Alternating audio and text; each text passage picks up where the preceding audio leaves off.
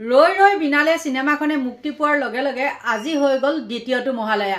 সুপ্ৰভাত বন্ধু বান্ধৱীসকল, স্বাগতম জনাইছো মোৰ ভিডিঅ'টোৰ মাজলে। আৰু আজি মই মহালয়া বুলি কিয় কলো জানেনে? যেহেতু ৰৈ ৰৈ বিনালে সিনেমাখনে 31 অক্টোবৰ আৰু সেই দিনটোতে মুকলি হল চিত্ৰগৃহবিলাকত। আৰু কি হৈ গল, কিছুমান ঠাইত অপ্ৰীতিকৰ পৰিস্থিতিৰ সৃষ্টি হৈছে, নোহোৱাকে থকা নাই বাৰু, হবয়ে। কাৰণ সকলোৱে মানে আশা কৰি আছিলে, যেহেতু জুবিনৰ ছবি এইখনে আছিল শেষ, আৰু সেই কাৰণে সকলোখিনি আবেগিক আৰু কিছুমান হলত মানে কিবা যান্ত্ৰিক বিজুতিকৰ ফলতে আচলতে সিনেমাখন দিয়া অলপ পলম হল। এইটো হৈছে নামনি চাইডে মই দেখাত আৰু দেই, তাৰ বাদে সুন্দৰকৈ চলিছে আৰু বহুতো ভাল লাগিছে। কিন্তু ইয়াতে কিছুমান কথা আহি পৰে, আৰু যেহেতু কৈছিলে টিকটৰ মূল্য কিছুমান ঠাইত বঢ়াইছিলে, আৰু সেইখিনি যেনিবা মুখ্যমন্ত্ৰীয়ে সকলোখিনি মূৰ পাতি লৈ পেলাই তেওঁ কি কৰিছে, টিকটৰ মূল্যটো কমাই দিছে। আৰু সেইটো কাৰণে মোৰ ফালৰ পৰা তেওঁলৈ একদম বহুত বহুত ধন্যবাদ।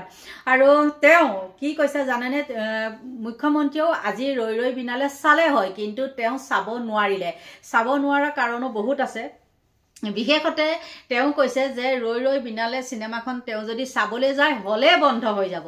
কিয় হল বন্ধ হ'ব বাৰু? এতিয়া কথাটো হল কি, তেওঁ লগত ইমান সিকিউৰিটি যায় আৰু হলে ফুল হৈ যাব নহয় জানো? সিকিউৰিটি বিলাক হওক বা সেই গাড়ী ড্ৰাইভাৰ বিলাক হওক, সেইখিনিয়ে হল ভৰ্তি হৈ যাব। সেইকাৰণে আমাৰ মুখ্যমন্ত্ৰীয়ে চাব নোৱাৰে, চাব পিছত চাব, আৰু তেওঁ সকলোৰে লগত মিলি জুলি বোলে তেজপুৰৰ ফালেহে চাব, ইয়াত চাব নোৱাৰে। সেইটো এটা মানে বহুত হাঁহি উঠা কথা। আৰু এই হাঁহি উঠা কথাটো কিয় জানেনে? কাৰণ আপোনালোকে চাওকচোন, তেওঁ ইমান ভাল কাম কৰি আছে নহয় জানো? সেই ভাল কামখিনি কৰাৰ পিছতো তেওঁক বাৰু কিয় সিকিউৰিটি লাগে? তেওঁকতো সকলো মানুহে ভালেই পায় নহয় নে? আৰু সিকিউৰিটিখিনিক লৈ পেলাই কিয় চিনেমা চাবলৈনো যাব লাগে? যদি দেখুৱাবলৈ তেওঁলোকক মন আছে সেইটো বেলেগ কথা, কিন্তু তেওঁ সিকিউৰিটি লৈহে যাবলগীয়া পৰিস্থিতি কিয় হৈছে? তেওঁ যদি ভাল কাম কৰিছে, তেওঁ যদি সৎ পথত থাকি পেলাই দেশৰ উন্নতি কৰিছে, তেন্তে হলে তেওঁক এইবিলাক সিকিউৰিটি টিকিউৰিটি এস্কৰ্ট মেস্কৰ্ট এইবিলাক কোনো দৰকাৰে নাই। মোৰ মনৰ ভাৱ দেই, আপোনালোকৰ মনৰ ভাৱ কি নাজানো। আৰু তেওঁ কিন্তু শেষত চাব, শেষত বুলি কোৱা নাই, মানে চাব, কিন্তু তেওঁ মানে লগৰ বিলাকৰ লগত বোলে একেবাৰে তেজপুৰতহে চাব। সেইটো এটা বাৰু হাঁহি উঠা কথা নহয় নে কওকচোন আপোনালোকে? সেইটোৱে, কিছুমান যদি ভাল কাম কৰে আৰু কিছুমান তেওঁ মুখখনৰ কাৰণে মানে মানুহৰ ওচৰত সমালোচনাৰ সন্মুখীন হয়। আৰু কি ক'ব বাৰু? এতিয়া ৰৈ ৰৈ বিনালে চিনেমাখনৰ হৈ পেলাই বহুত মানুহে বহুতখিনি কথা কৈছে, আৰু এতিয়া মই মুখত অকণমান হাঁহি লৈ কথাখিনি কৈছোঁ হয়, কিন্তু এটা দুখৰ বিষয়, যিবিলাক মানে দেখি আছো চিনেমাখনৰ, এটা আশা কৰো সেই চিনেমাখনৰ ভিতৰুৱা কাহিনীখিনি যাতে মানে বাহিৰত আকৌ প্ৰকাশ নকৰে। যিহেতু আমিও চোৱা নাই ন, আমাৰ এটা ইচ্ছা আছে, আমি নিজে জানিবলৈ আগ্ৰহী হ'ম চিনেমাখনৰ ভিতৰৰ কাহিনীখিনি কি, কিন্তু আমি যদি এতিয়াই গম পাই যাওঁ অনীহা হৈ যাব। সেইকাৰণে মোৰ একদম অনুৰোধ, আপোনালোকে বাহিৰত সেইখিনি প্ৰচাৰ নকৰিব। কিন্তু এটাই জানিছোঁ যে জুবিন গাৰ্গৰ লগত যি হৈছিলে সেইখন চিনেমায়ে মানে কাহিনীটো সেইটো ভাগে আচৰিত লাগে। সেইটো কাৰণে মই ঘৰতো আলোচনা কৰিছোঁ, কিন্তু তেওঁ কেনেকৈ জানিলে বাৰু যে মোৰ এনেকৈ মৃত্যু হ'ব? সেইটো ভাবিলে একদম বহুত মানে কঁপনি উঠে, বুকুখন কঁপি উঠে, গম পাইছেনে? দেখিছোঁ গানবিলাকত তেওঁ অভিনয় কৰা হেৰিটো দেখিছোঁ, আৰু সাগৰৰ পাৰত তেওঁক কেনেকৈ উঠাই আনিছে, কেনেকৈ হেঁচিছে বুকুত, সেইবিলাকো দেখিছোঁ। সঁচাকৈ তেওঁ বাৰু আগতেই জানিছিলে নেকি যে মোৰ মৃত্যু হ'ব, এইখনেই মোৰ শেষ ছবি হ'ব? এইবিলাক বহুত প্ৰশ্ন আহে, কিন্তু ভগৱান জানে। আৰু সকলোৱেও মানে মানি লৈছে যেন তেওঁ এজন ভগৱান। সঁচাকৈ আমিও ভাবিছোঁ, কাৰণ তেওঁ কেনেকৈ গম পালে যে মোৰ লগত এইটো কাণ্ড হৈ মই মৃত্যুমুখত পৰিম, আৰু চিনেমাখনৰ কাহিনী ভাগ হ'ল সেইটোৱে। গতিকে বহুত বহুত ধন্যবাদ দিছোঁ। চিনেমাখনো বহুত ভাল হৈছে বুলি কোৱা শুনিছোঁ। তাৰ আগতেও মই গানে কি আনে সেইখন চিনেমাহে চাইছিলোঁ দেই, সেইখন চিনেমাও বহুত ভাল লাগিছিলে, কিন্তু একদম লাষ্টলৈ মানে হেৰি হ'ল, অকণমান আধৰুৱা টাইপৰ হৈ গ'ল। যিয়ে নহওক চিনেমাবিলাক তেনেকুৱাই আৰু নহয় জানো? কিন্তু সেইখন আছিলে শেষ মুহূৰ্তৰ ছবি, আৰু আশা কৰিছোঁ কোনেও যাতে এই ছবিখন নেৰে। আৰু মোৰ মানে কি হৈছে জানেনে, বহুত মানুহে কৈছে যে চিনেমাখন আমি চামেই, আৰু ময়ো হেৰি লৈছোঁ, সংকল্প লৈছোঁ, ময়ো 4-5 গৰাকীমানক দেখাম, মানে নেদেখুৱাকৈ নাথাকোঁ, কিন্তু অলপ পিছলৈ যাব লাগিব। এতিয়াতো একদম টিকট পোৱাটো মানে সম্ভৱ নহয়, গতিকে অহা মাহতহে চাম। আৰু যদি সুবিধা পাওঁ এতিয়াই চাই দিম, যদি সুবিধা নাপাওঁ অহা মাহতহে চাম।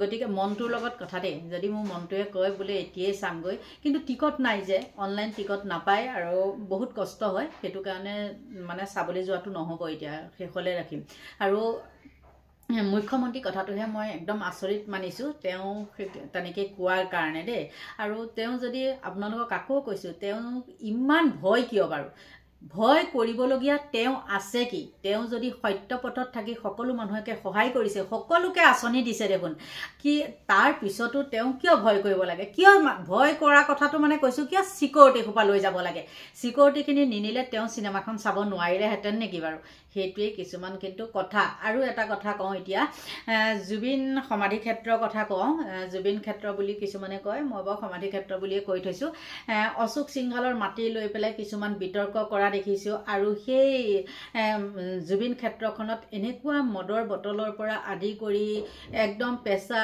চু এইবিলাকে মানে ভৰ্তি কৰিছে এটাই আচৰিত হওঁ কিন্তু তাততো পুলিচ প্ৰশাসন থাকে ন সেই পুলিচ প্ৰশাসনে তাত কি চকু দিব নোৱাৰে নেকি তেওঁলোকে গাড়ীৰ ভিতৰত কি কৰি থাকে নে সাধাৰণ মানুহখিনিৰ লগত দাদাগিৰি দেখাই থাকে সেইখিনিয়ে তেওঁলোকৰ কাম নেকি আৰু আজি মই দেখিলোঁ আগতেতো বাৰু কিছুমানে আহে আপত্তি কৰে কিবা কৰে এতিয়া স্থানীয় কিছু লোক ওলাই আহিছে তেওঁলোকে যদি নোৱাৰে পুলিচ প্ৰশাসন তাত দিয়াৰো কোনো দৰকাৰে নাই তাৰ স্থানীয় মানুহে কৰিব নহয় যিখিনি কৰিব লাগে আৰু মুখ্যমন্ত্ৰীক মই এইটো অনুৰোধ কৰিম মোৰ ফালৰ পৰা তাত পুলিচ প্ৰশাসন যে দি থয় আপুনি তাত যাক দায়িত্বটো দিয়ে মানে যাৰ দ্বাৰা দায়িত্বটো দিয়ে তেওঁলোকক আপুনি সুধি চাইছেনে যে ইয়াত কিয় এইবিলাক হ'বলৈ পায় তহঁতকতো ডিউটিৰ কাৰণে দিছোঁ তহঁতে ডিউটি কৰ নে তহঁতে আড্ডা মাৰ নে তেহেঁতেও সেইবিলাকৰ লগতে আকৌ মদ ভাং খাই পেলাই মানে দাদাগিৰি দেখাবলৈ যায় নেকি তেনেকুৱা বহুত প্ৰশ্ন আহি যায় গতিকে সেই আজি যিখিনি মহিলা ওলাই আহিছে সঁচাকৈ বহুত বহুত ধন্যবাদ দিছোঁ তেওঁলোকে নিজে কৈছে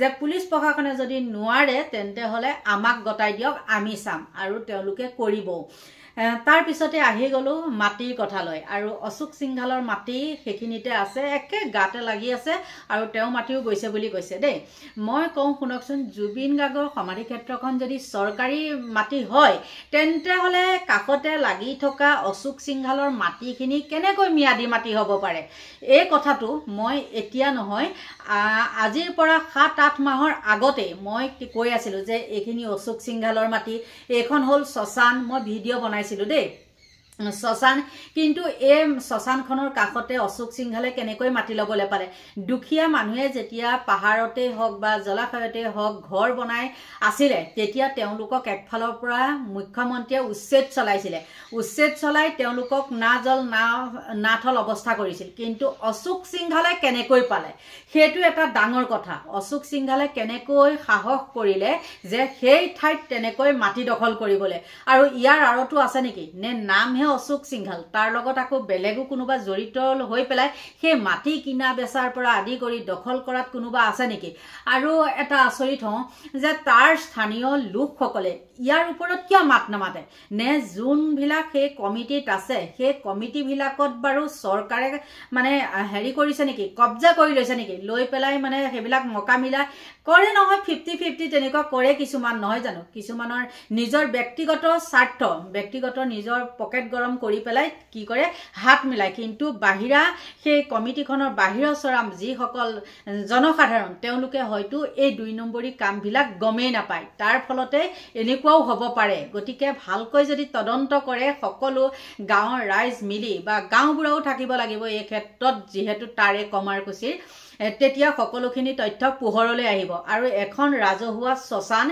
এজন মানুহে কেনেকৈ কৰিব পাৰে এতিয়া জুবিনক তাত সমাধি দিয়াৰ লগে লগে ওলাই গ'ল যে সেইখিনি হেৰি মাটি যে চৰকাৰী মাটি কিন্তু তাৰ কাষতে সেইটো একদম এটা বৃহৎ গুদাম আৰু সেই গুদামটোৱে হ'ল কাৰ অশোক সিংহাল আৰু সেই বহিৰাগত বনিয়াৰ সেইখিনি মাটি কেনেকৈ হ'বলৈ পালে এইটো সুবিধা কোনে দিলে গতিকে মুখ্যমন্ত্ৰী মহোদয় আপোনাৰো যদি কেনেবাকৈ তাত হাত আছে আপুনিও হ'ব লাগিব কিন্তু সাৱধান কাৰণ এতিয়া সকলো মানুহ ওলাই আহিছে কোনো মানুহে হাত খাবতি এতিয়া বহি নাথাকে সকলো তদন্ত কৰিব অকল চৰকাৰকে তদন্তৰ মানে হেৰিটো দিলে নহব মানে ভাৰটো দিলে নহব আৰু এতিয়া সকলো ৰাইজ ওলাই আহি পেলাই সেইখিনি মানে তদন্ত কৰিব লাগে আকৌ এটা মই কথা কওঁ দেই গৰিমা গাৰ্গক দেখিছোঁ মই কালি আৰু আজি মই 2টা ভিডিঅ' দেখিছিলোঁ আৰু তাত তেওঁ গৈছে চাফ চিকুণ কৰা বা জুবিন গাৰ্গৰ সমাধিত পানী দিয়া এনেকুৱা কিছুমান কাম কৰি আছে আৰু তাৰ পাছে পাছে এজন একদম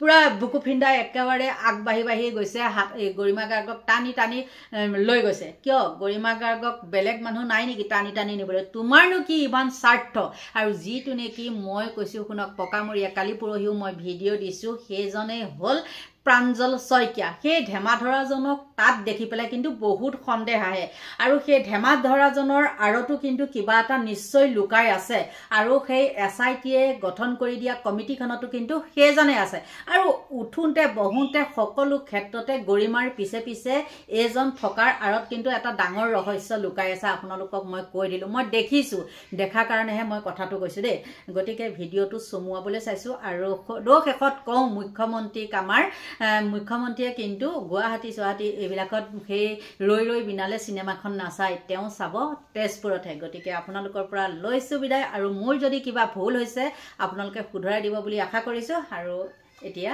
সকলোকে ভগৱানে ভালে কুশলে ৰাখক তাকেই কামনা কৰিছো আৰু মোৰ ভিডিঅ'টি ইমানতে সামৰণি মাৰিছো বাই বাই